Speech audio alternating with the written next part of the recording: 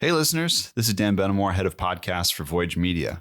Season 2 of Allegedly is coming up, but between Season 1 and Season 2, we wanted to get you this mega episode. It's longer than our usual episodes, and it's just an incredible story of survival, of a regular person thrown into a remote prison, not knowing if he'd ever get out. This is The American Captain. This is film and television producer Chris Goldberg. In my job, I often get to meet people whose incredible true stories should be a movie. From private eyes to Mossad spies and undercover agents. But the guy I'm speaking to today, Michael Churchward, aka The American Captain, might have one of the craziest stories I've ever heard. It all started in the 1990s in the Mediterranean. Michael was a captain of a private mega yacht alongside his partner in life, Stephanie, who is chef on board the vessel.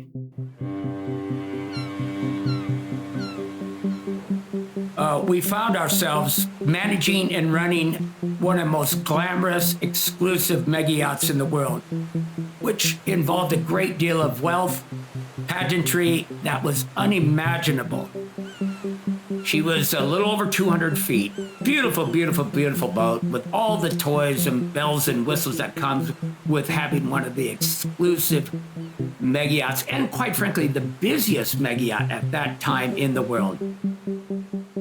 Our homes were made up of ports of call like Monte Carlo, Cannes, all up and down the south of France, the Greek islands throughout the Mediterranean. And Mr. R, who owned the Picante, was one of a kind. And he was of incredible wealth. He was a billionaire, but you wouldn't have known it. As I got to know him, I immediately clicked with him. He said, "Michael, you're going to work for me, but the crew will work for you. That ship will be yours to command. That will be your responsibility. I'll send it where I want, but you run the ship." And for him to say that was beautiful. That's what I wanted. In the summer months, we were cruising the Greek islands with guests on board.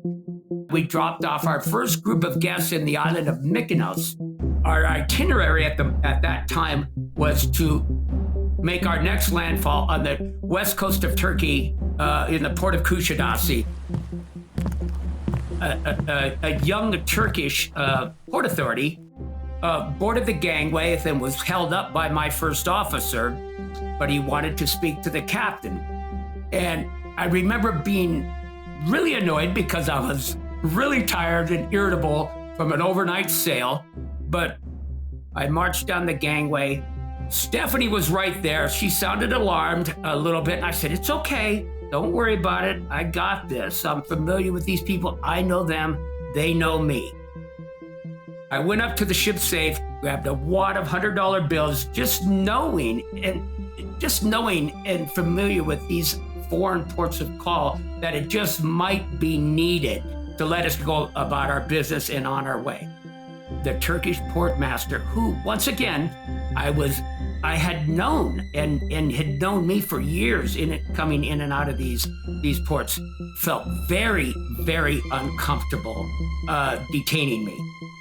They weren't sure what was going on. He would not tell me why I was being detained. He whispered to me, "Michael, you are going before a magistrate. You're being arrested, and they're going to hold you." And I said, "For what? What are you talking about? What have we done?" And I will say this right now. Stephanie had learned through the years of sailing around the world with me. Not only was she our chef on board, but she was the gatekeeper for me and really, really protected my well-being. I handed her the money. I gave her some instructions. I said, "This will all clear itself up. Just keep the crew together. Get prepared for the next guest. It'll sort itself out, I'm sure, by tomorrow. And phone Mr. R, our owner. Get a hold of him immediately," which she did. Now, for legal reasons, we have to tell you, this is an episode of Allegedly. Because of when and where this all occurred, we could not independently verify all the elements of this story. So this is a true story, allegedly. It's Michael's personal account of what happened to him. To protect the innocent and the not so innocent, you will hear us bleep out some real names. The next morning, I was told that the American consulate was coming down One was a pretty young girl, a Turkish-American girl called who was very concerned, very sweet in her demeanor, but businesslike. I liked her immediately. But then there was her other partner from the American consulate, a man named.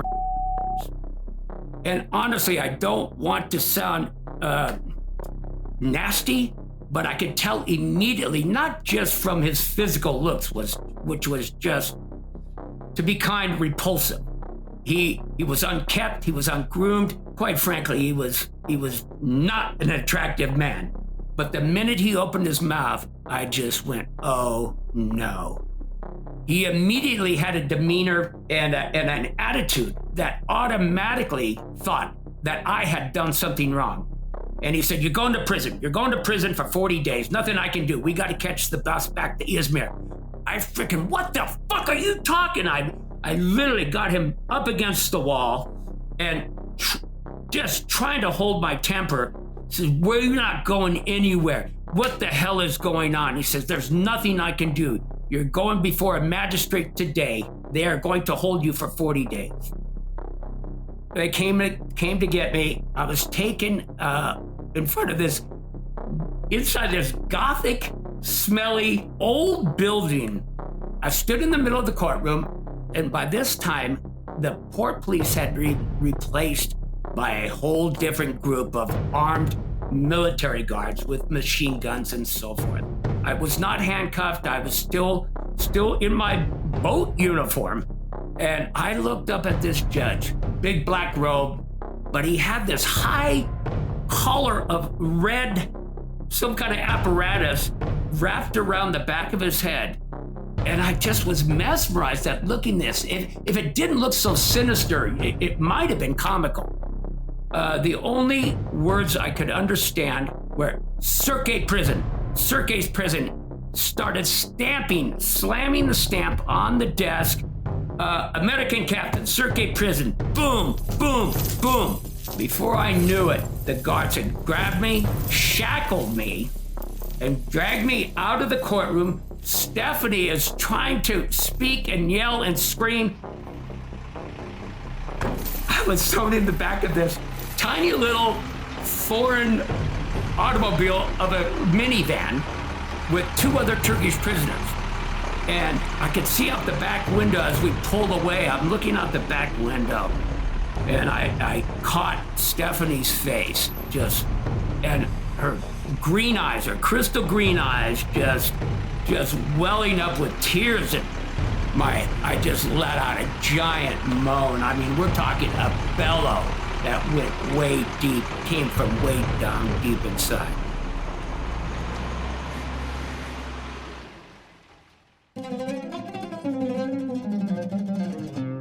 We finally arrived at the military prison, Cirque military prison, and I could hear a bunch of screaming and shouting in Turkish, just sitting there huddled outside this office door in this concrete building, sitting on the concrete floor, dingy, dirty, hot, grimy, all the adjectives that you could even imagine.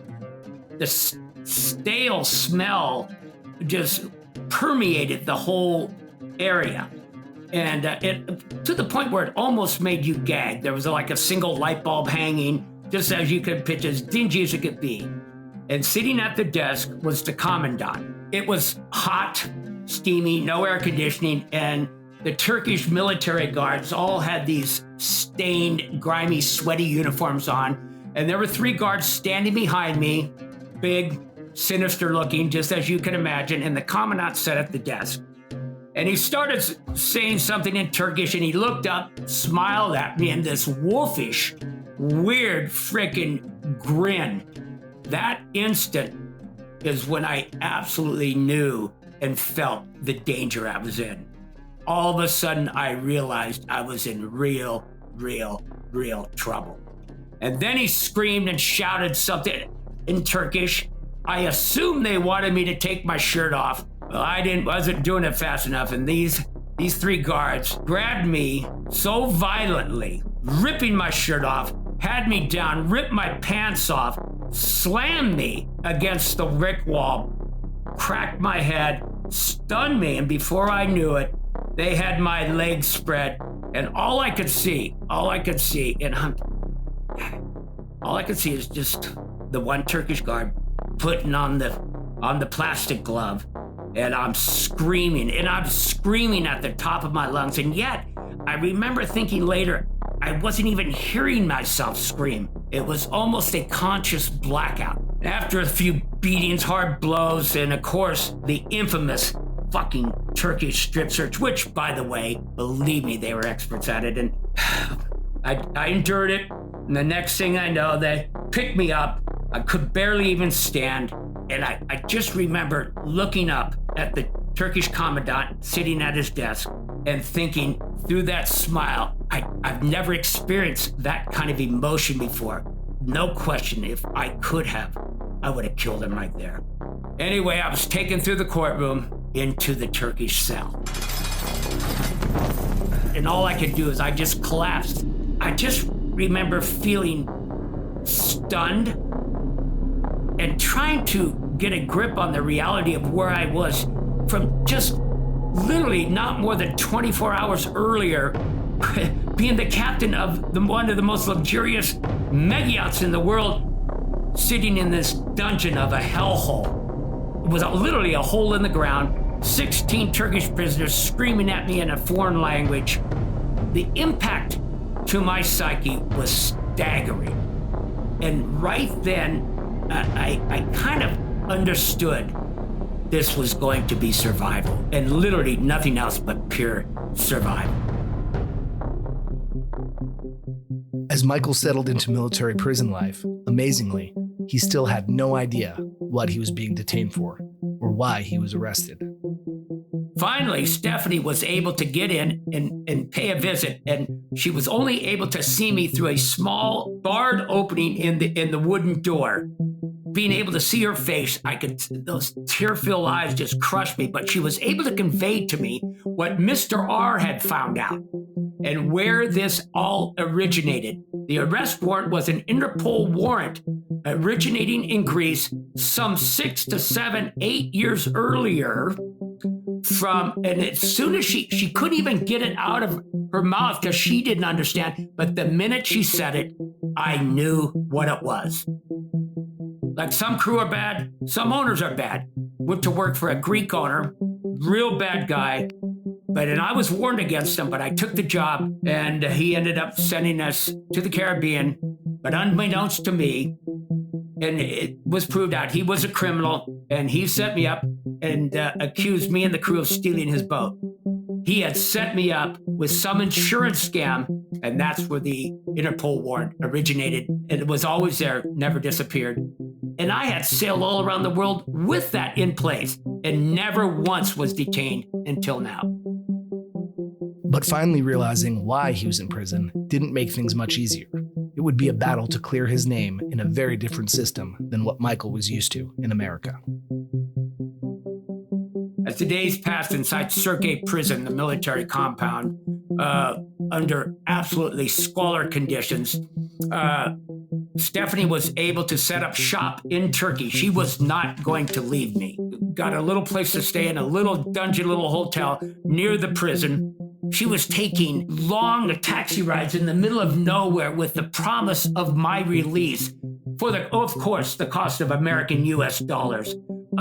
The danger she faced, everybody was pulling on her here and there, and I couldn't stop worrying endlessly night and day about what she was going through. But she was desperately trying to find us a lawyer that could communicate and navigate the judicial system, which did not exist, and it is not like anything we have in America. There is no such thing as due process.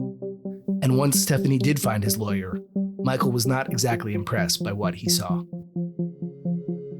And I'm not even sure how to begin with this, but she was in her 40s, very plump and bustuous with red lipstick, spiked high heels.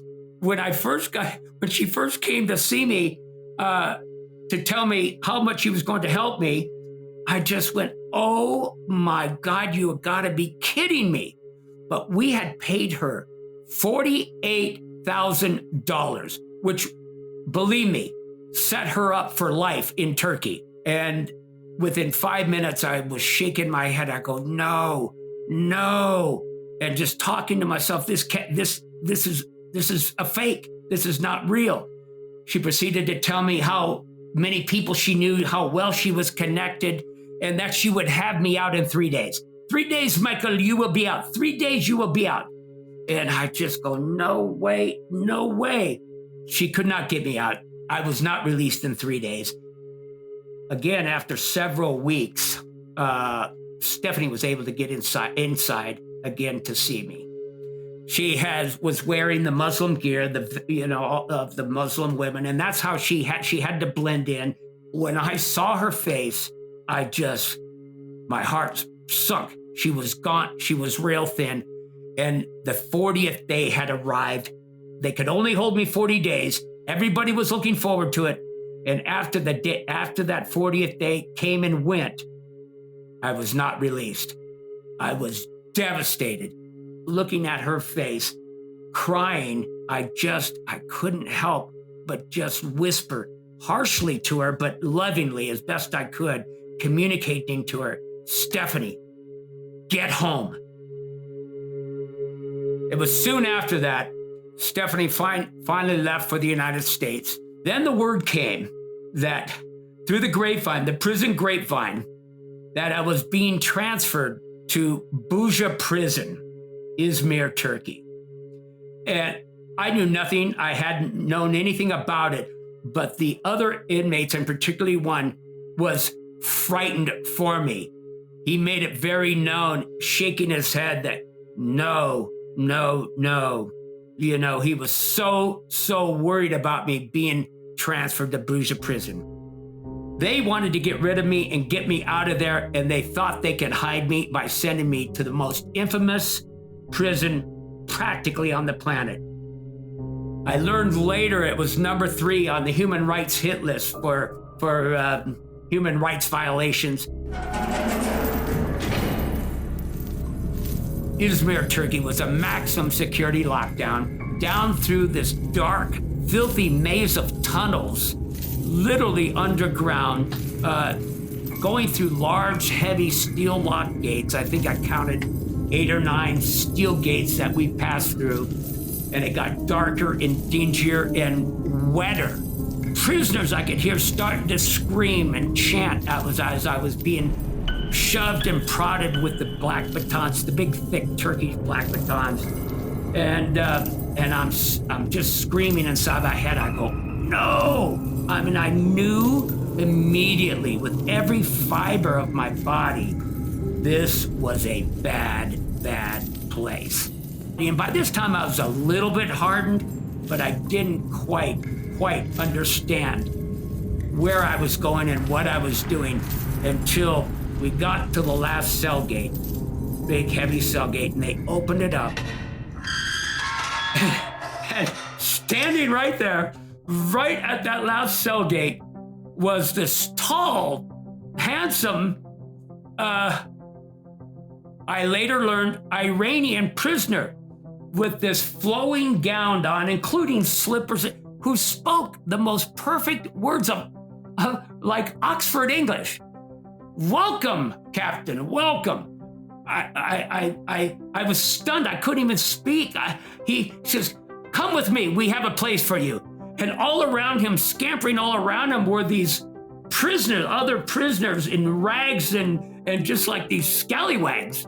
And he escorted me, and he had 2 concubines that he looked after, 2 young boys that waited on him hand and foot. He would invite me in for tea. He was an art thief in Beverly Hills, incredibly wealthy. He was one of the premier opium smugglers out of the hills of Afghanistan. He had connections, huge connections from the outside, which took care of the guards' families, enabling them to smuggle everything he needed to exist comfortably in there. And he shared it with me. He shared his wit, his knowledge, and he knew everything going on in the prison system, including all about me. He would tell me things that were happening in the newspapers and the media about me that I was unable to hear about because I had no contact. One of the things this colorful and memorable prisoner told Michael was that his old friends at the American consulate were on their way to the prison to see him. And I quickly asked, can I get a piece of paper from you? And I wrote a handwritten note to the consulate that I was going to try to smuggle out, just to get back to Stephanie, to tell them somehow, some way, what was happening to me and what I was experiencing. And I did just that. I was able to sit down next to her, across from her. And of course, a Turkish prison guard sat right at the entrance to the door. And I was able to have a one-on-one with the look of concern on her face when she saw me hit me with like a ton of bricks. I didn't realize what I had transformed into and what I was looking like. I'm sure I looked like some kind of beaten animal to her. But she quickly wanted to try to have some kind of conversation about niceties. Are you okay? Do you get enough tea? I go, stop. I told her, stop. I don't give a fuck about the niceties. What are you doing? What are they doing to get me out of here? I am going to die in here. And I said to her with a whisper, I said, I'm going to slip it. I've got a letter. You got to get it to Stephanie. And Mr. R, please just take the letter. And she agreed to. So under the table, I tried to slip to her this letter, and she grabbed it and she got it. And in that minute, thinking that the guard was half asleep, he wasn't. He saw it, and boom, he screamed at her, screamed at me in Turkish. The other guards came in and quickly escorted me out. And that was the end of that meeting. And then, of course, that led to solitary confinement. That's right, solitary confinement, as if things couldn't get any worse for Michael. And literally my darkest hour. I definitely thought, is this really how I die? A depression hit me that was so heavy it ached. As I sat in solitary, deep despair, was able to get in to see me briefly through a crack in one of the cell blocks, and he told me, literally whispered to me, Captain, you're going to be leaving here soon. And I tried to crawl over and hear him, and I go, what? And you are leaving here soon, which just stunned me. Within 24 hours, the extradition had started. Turkey did not want to take any more pressure from the international community by holding me there at Buja prison. They wanted me out. So that extradition process started. Once again, paraded back up through the dungeon, and the screams and the American captain and this. And at that point, I had survived it. I knew I was moving forward, although I was terrified.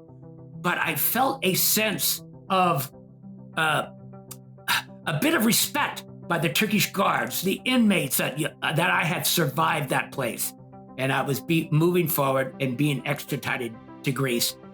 And through the hard work of Stephanie and many others, Mr. R, the State Department, so many people, I was able, as a foreigner, to get a trial date incredibly quick in the Greek system. And when I tell you, a courtroom in Greece is like nothing most Americans could possibly understand. There were several trials going on at once. The screaming and the shouting and the chaos. We were being interrupted by other lawyers from other trials and so forth.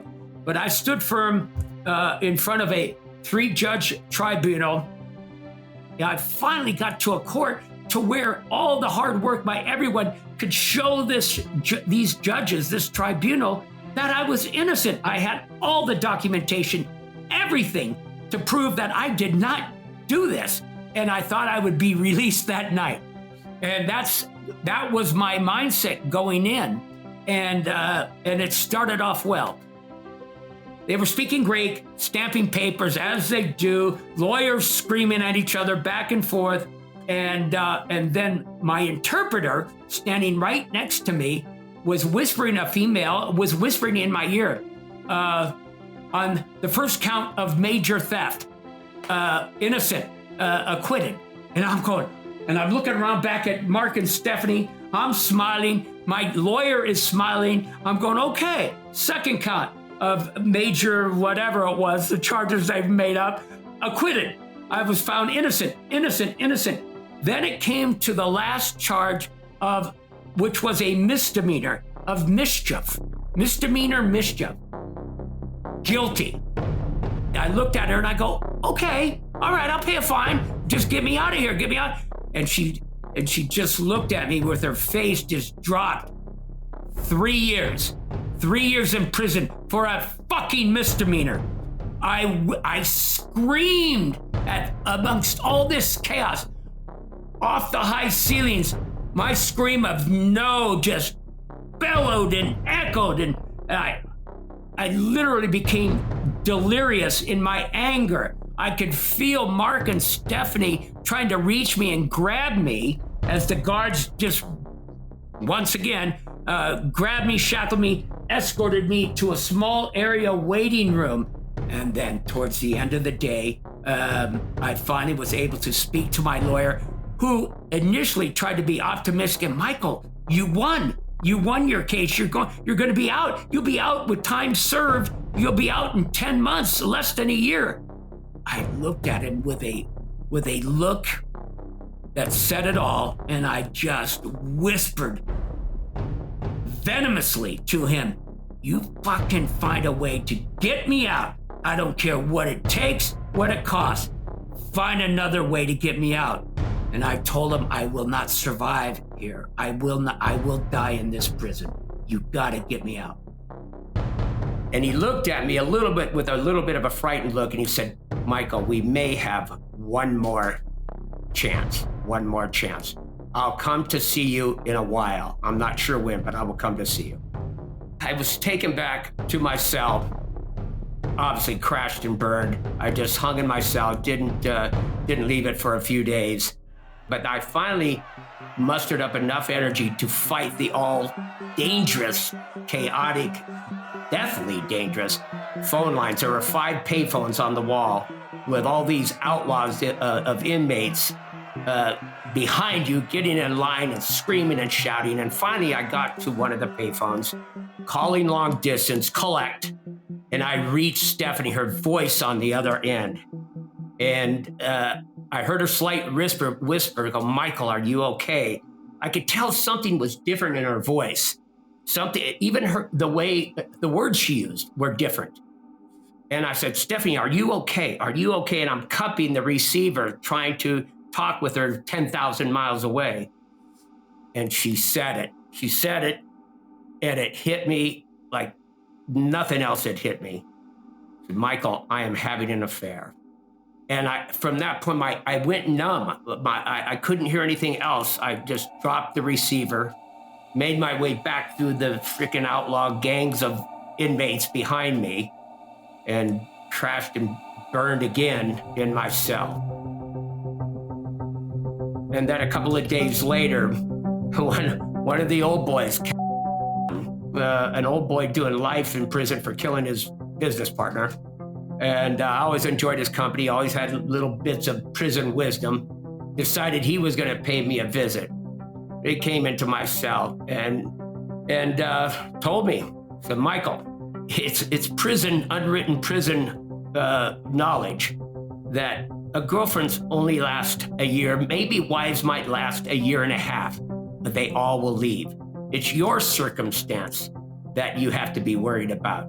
And I just looked up, shaking my head. Here I was. I caught myself. I had to smile briefly because he was a likable old boy, but I just caught myself listening to what he was telling me. Here I was, taking wisdom from some old inmate doing life for murder.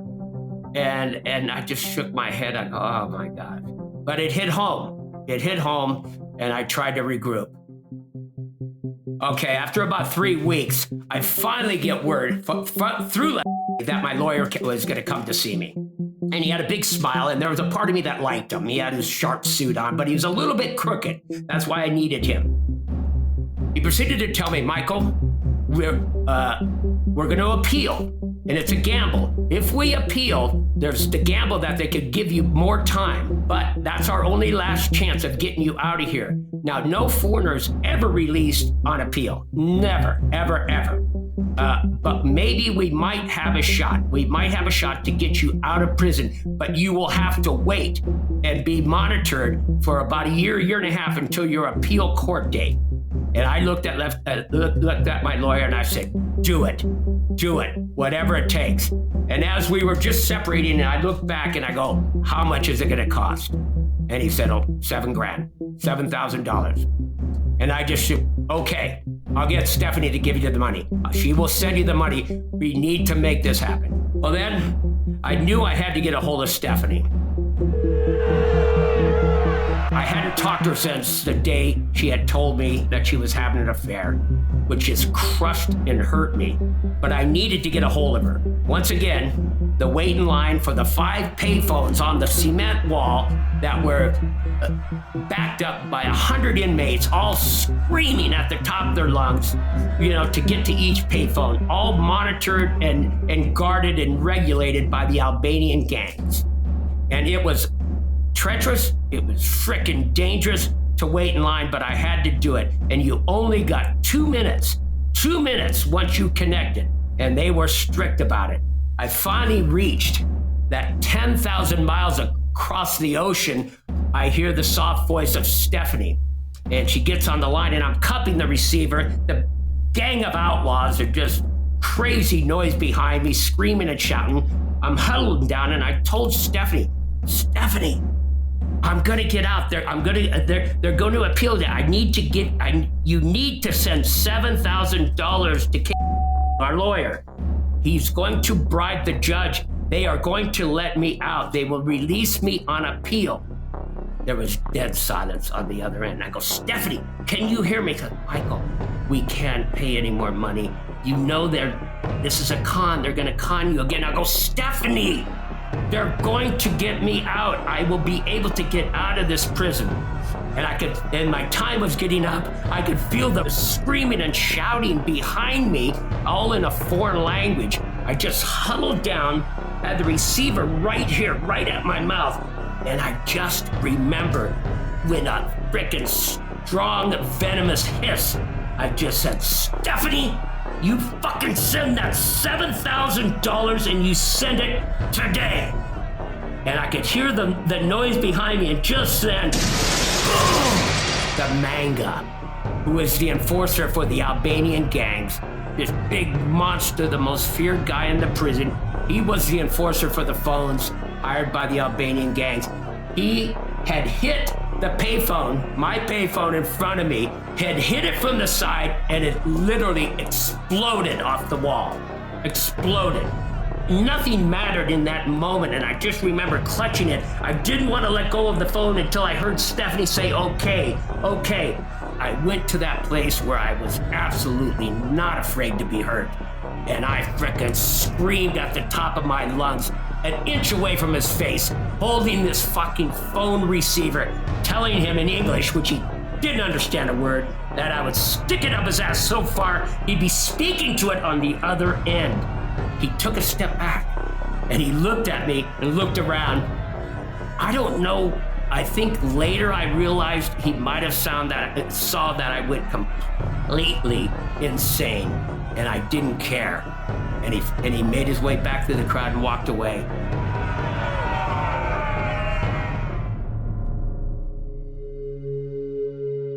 A couple of days later, after the manga incident, the came to my cell.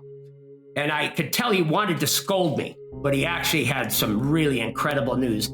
Through the grapevine, as he always found out, my lawyer had got word to him to get to me that he had received the $7,000 and that my court date had been set for 2 more weeks. I just was elated, although I knew he was trying to temper it, and he says it usually doesn't work. It almost never worked with a foreigner.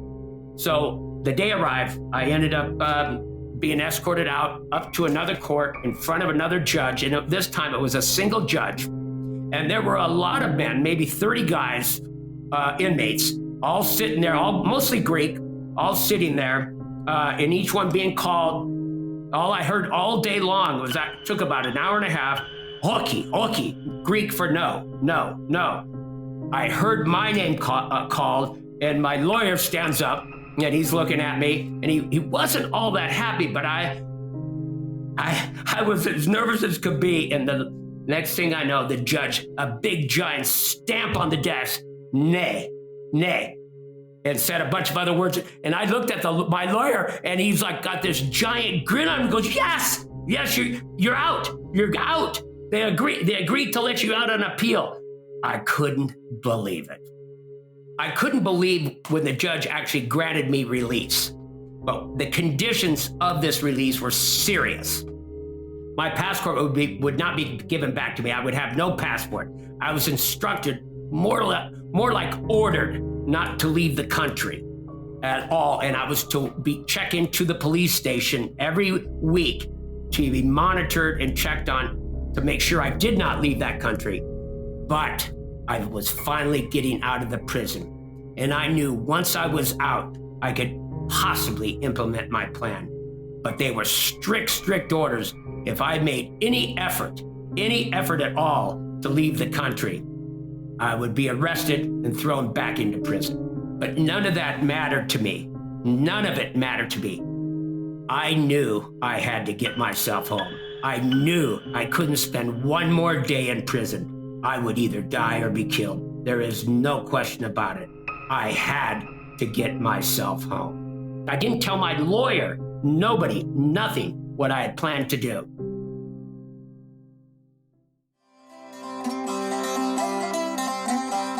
I immediately went to the American Embassy, which was downtown Athens. Saluted the Marine Guards, they let me in, and I will tell you, when I walked into the American Embassy and escorted into the department, every single person, one, they knew of me, of course. I had been in the news and had been talked about for a year. I was just so grateful how they treated me. They treated me like a celebrity. They asked me if I was okay. They had followed my odyssey for this whole year, and just fantastic feeling.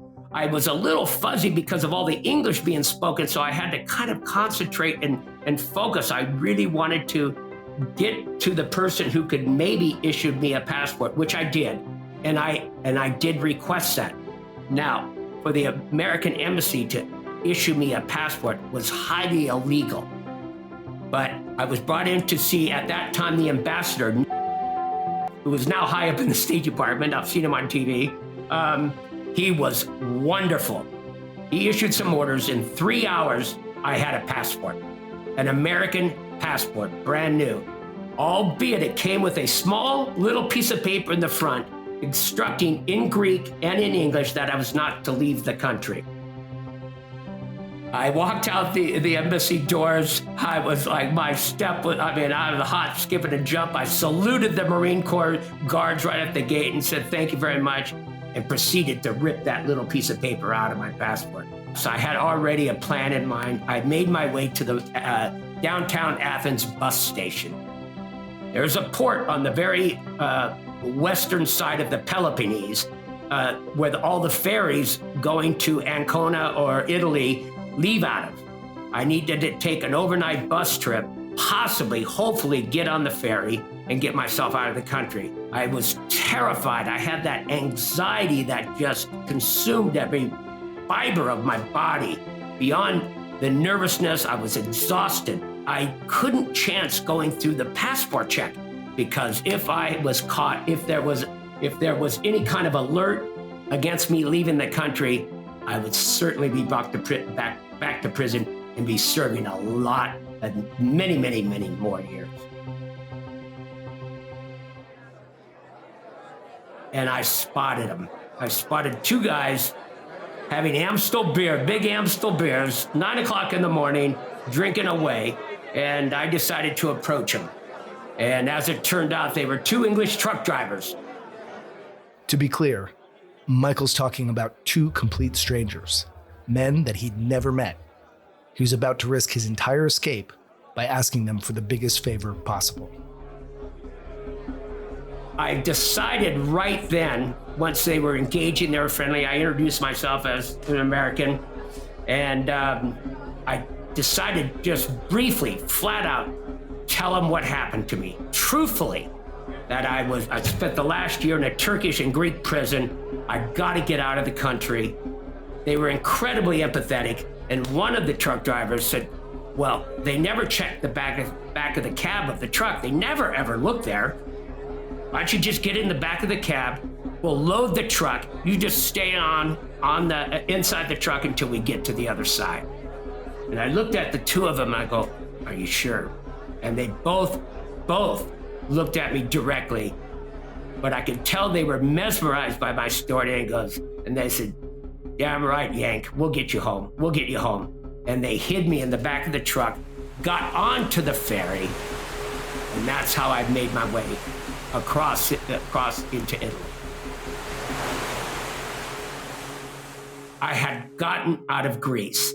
I couldn't believe the feeling I had. It was a crystal blue, hot day. And I took a deep breath and I almost buckled my knees. And the English guys spotted me and they came over and welcome, Captain, welcome. And by that time, I think they even realized that they were part of a greater adventure.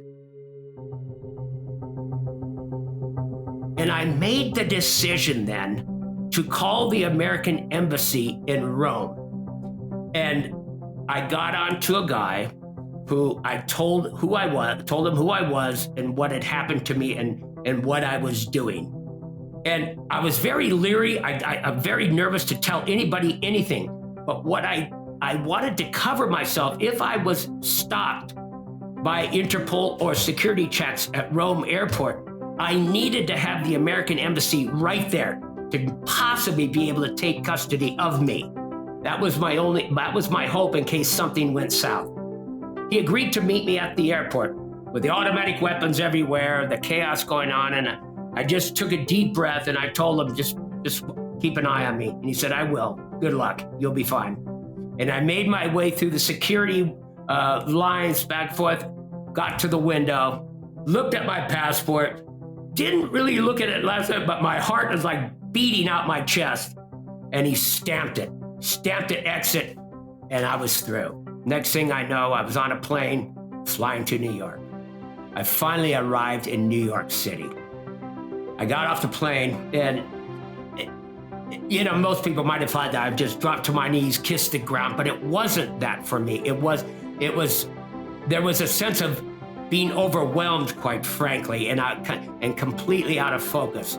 But I managed to get to the phone immediately. First thing I did was get to a payphone and find the connecting flight to Fort Lauderdale. But I've managed to call Stephanie and tell her, Stephanie, tonight, I will be in Fort Lauderdale tonight. She was there at the airport to meet me. We both sobbed uncontrollably, but I had made it home. And I told her, I don't care about anything else. I'm home. You got me home. As the days evolved, I didn't understand what had happened to me. I knew something was wrong because I couldn't focus. I couldn't even go into a grocery store. And then the media were on top of me, calling for interviews, even camped out in my front yard again, that type of thing. Through Stephanie, starting to learn and realize the entire community and how huge the effort was in our town of Fort Lauderdale that also spread nationally and internationally to famous people like Dustin Hoffman, Ross Perot, and of course, Mr. R. Their efforts to get me home I felt so intimidated because there was no way I could begin to thank all these people. After being confused, out of focus for a few weeks, there was really only one person I felt I needed to go see, and that was Mr. R. And he'd called me and I'd spoken to him, and he invited me up to his office in Palm Beach Gardens, big, huge building that he owns. He said one thing, and this is the epitome of who Mr. R was. He said, Michael, the world out there is a jungle, and you're one of the lions. I knew immediately he understood what I was going through. He knew what I needed again. He knew I needed to go back to sea. He knew I needed to be who I was. And I walked out of his office feeling more alive. I just felt like I could move forward. And that's exactly how he set things up. A few weeks later, he called and asked me if I'd be willing to go down to Australia and take a look at another boat that he's interested in buying. And I swear to this day, I still think he bought that vessel for me. He knew I needed to be who I was.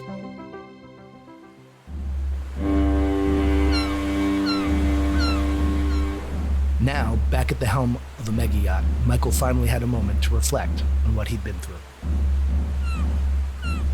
And then we were getting ready to make our last long trip from Nuka Hiva to the Galapagos, which is a long stretch of open ocean up to the equator. And I was up on watch, and I'm doing my captain thing, and I'm out on the wings looking through the binoculars, and I see like this gurgle of ocean way off. It was building and building like a tsunami of water. And I'm going, what? Oh my God. Go down below. Get everybody, all the crew on deck. Get them on deck. You've got to witness this. I am talking thousands and thousands and thousands of dolphins swimming and diving and jumping straight at us. They heard the hum of our engines from miles and miles away and came running to greet us. And it lasted probably 3 hours. The crew was exhausted. I just shook my head. Are you kidding me? That was a majestic moment. And I literally thought to myself, right at that moment, 18 months earlier, I was in the depths of these foreign, despicable prisons. And here I was in this beautiful paradise. Here I was back where I belong as captain of one of the great mega yachts.